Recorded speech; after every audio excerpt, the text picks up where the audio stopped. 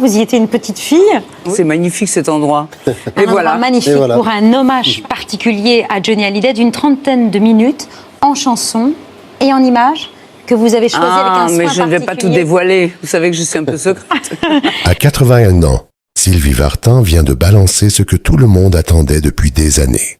La première épouse de Johnny Hallyday, celle qui a partagé 15 ans de sa vie avec le taulier, celle qui lui a donné son fils David, vient de sortir du silence. Et cette fois, pas de diplomatie, pas de phrases évasives. Sylvie Vartan a décidé de dire ce qu'elle pense vraiment de Laetitia Hallyday. Devant les caméras, elle refuse catégoriquement de parler d'elle.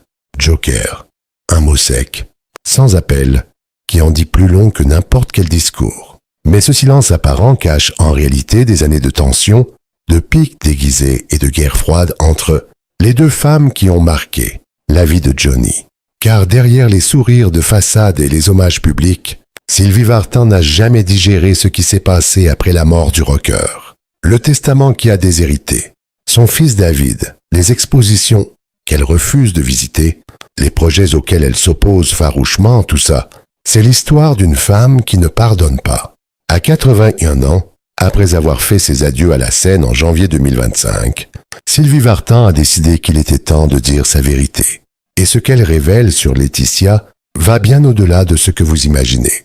Pour comprendre pourquoi Sylvie Vartan refuse aujourd'hui de prononcer le nom de Laetitia, il faut remonter au 5 décembre 2017. Ce jour-là, Johnny Hallyday s'éteint dans sa résidence de Marne-la-Coquette, dans les Hauts-de-Seine, entouré de Laetitia et de leurs deux filles Jade et Joy. Le choc est immense pour toute la France. Mais quelques semaines plus tard, un deuxième coup de tonnerre secoue le pays. Le testament de Johnny, rédigé en Californie selon les lois américaines, exclut totalement David et Laura de l'héritage.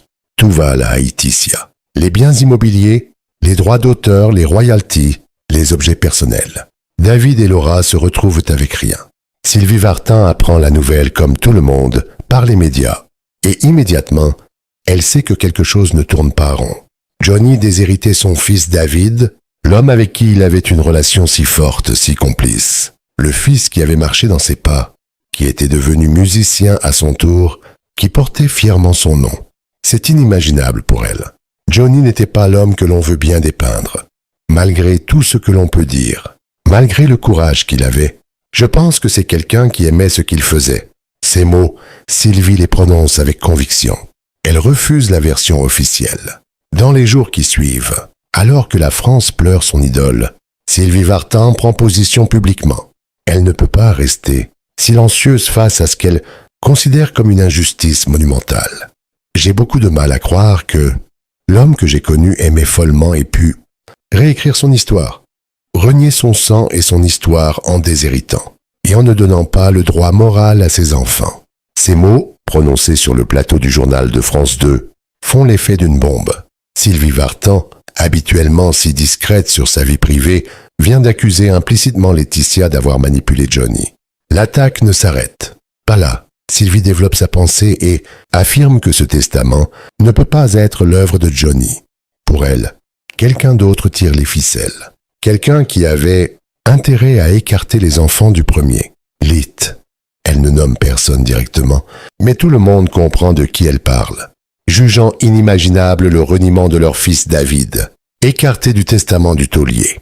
Tout comme sa petite sœur Laura Smay, Sylvie Vartan invoque la thèse selon laquelle le dernier testament de Johnny Hallyday ne serait pas l'œuvre du chanteur. Mais de qui alors? La prudence de Sylvie est calculée. Elle ne veut pas s'exposer à des poursuites judiciaires. Elle attend que la justice fasse la lumière sur ce délicat dossier. Mais son message est clair. Ce testament empeste la manipulation. Et la personne qui en bénéficie le plus, c'est Laetitia. Dès cet instant, la guerre est déclarée entre les deux femmes. Même si elles ne se parlent jamais directement, même si elles évitent soigneusement de se croiser, elles savent qu'elles sont devenues ennemies. Sylvie s'est rangée du côté de son fils David et de Laura. Oh, Laetitia défend bec et ongle le testament qui fait d'elle l'héritière universelle. Entre elles, il n'y aura pas de réconciliation possible. En février 2018, quelques mois après la mort de Johnny, Nathalie Baye et Sylvie Vartan s'en prennent durement à Laetitia dans la presse. Nathalie Baye, la mère de Laura, s'exprime dans le Figaro avec une violence rare. Toute la famille Boudou est citée sur le testament, jusqu'aux frères que Johnny ne supportait pas, tandis que David et Laura, artistes eux-mêmes, se voient refuser ne serait-ce que le droit d'écouter le projet d'album posthume de leur père. L'actrice affirme que les aînés sont niés dans leur filiation artistique et que ce refus est reçu comme une vraie douleur et une grande injustice. Sylvie Vartan abonde dans le même sens. Elle ne comprend pas qu'on puisse traiter ainsi les enfants de Johnny, surtout David, son fils à elle, celui qu'elle a élevé, celui qu'elle a vu grandir dans l'ombre et la lumière de son père. Voir son enfant écarté, humilié publiquement, traîné devant les tribunaux pour réclamer ce qui lui revient de droit, c'est insupportable pour une mère. Alors Sylvie se bat. Elle utilise sa notoriété, son image, sa voix pour soutenir David et Laura. Elle devient leur porte-parole officieux, celle qui ose dire tout haut ce que beaucoup pensent tout bas. Laetitia, de son côté, ne reste pas les bras croisés. En octobre 2018, elle accorde une interview à Paris Match où elle règle ses comptes. Avec Sylvie Vartan et Nathalie Baye, elle parle d'un homme qu'elle a connu il y a 50 ans et Nathalie il y a 36 ans. Ce n'était pas celui avec lequel j'ai vécu 23 ans et qui est parti heureux. Un homme change avec le temps.